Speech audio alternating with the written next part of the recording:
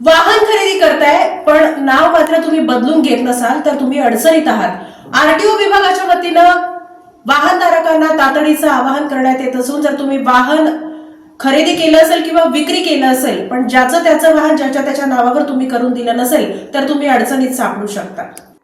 जिल्ह्यात मोठ्या प्रमाणावर वाहनांची खरेदी विक्री होत असली तरी अनेक नागरिकांकडून वाहन विकल्यानंतरही त्याची मालकी हक्क हस्तांतरण प्रक्रिया वेळेत पूर्ण केली जात नाही।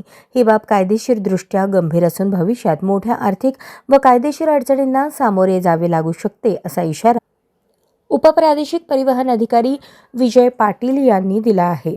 मोटर वाहन कायद्यानुसार वाहन विक्री केल्यानंतर 30 दिवसांच्या आत तसेच वाहन इतर राज्यात विक्री झाल्यास 45 दिवसांच्या आत संबंधित आरटीओ कार्यालयात मालकी हस्तांतरणासाठी अर्ज करणे बंधनकारक आहे।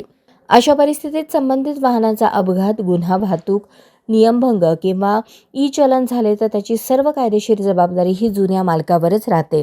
त्यामुळे जुनी वाहन विकल्यानंतर ते आपल्या नावावरून अधिकृतरित्या ट्रान्सफर झाले आहे की नाही याची खात्री करून घेणे अत्यंत आवश्यक आहे।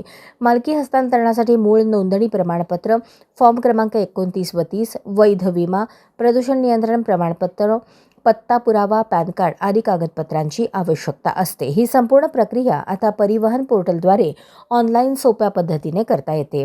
विशेषतः जुने वाहन एक्सचेंज करताना केवळ वाहनाच्या किमतीकडे लक्ष न देता कायदेशीर प्रक्रिया पूर्ण झाली आहे का याची खात्री करणे नागरिकांच्या हिताचे आहे। हस्तांतरण प्रक्रिया पूर्ण होईपर्यंत निष्काळजीपणा केल्यास भविष्यात गंभीर अडचणी उद्भवू शकतात।